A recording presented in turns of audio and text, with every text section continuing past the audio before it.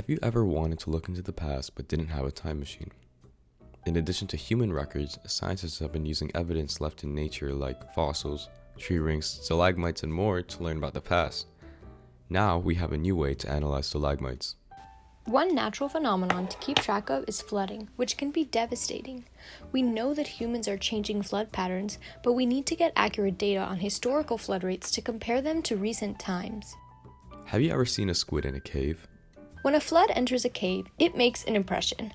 Debris is left on the stalagmites that have been slowly forming from drips in the ceiling. They form flood layers, which scientists have analyzed chemically. Some of the debris contains magnetic minerals.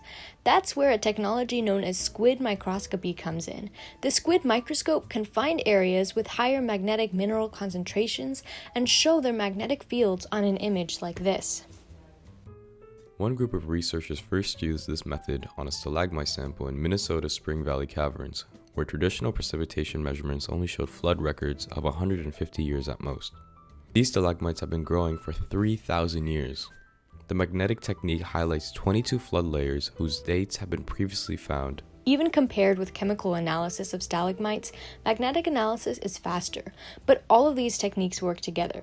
It can be useful when they overlap. For example, the researchers used historical records to show that floods do coincide with heavy precipitation. Ultimately, the researchers confirmed that their sample in the Spring Valley caverns experienced flood events less than 5 times per century before 1900 and 7 times after.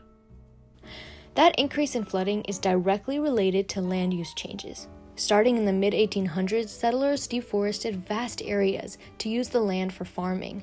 Without trees, the soil is less stable, meaning water moves through it faster and floods happen.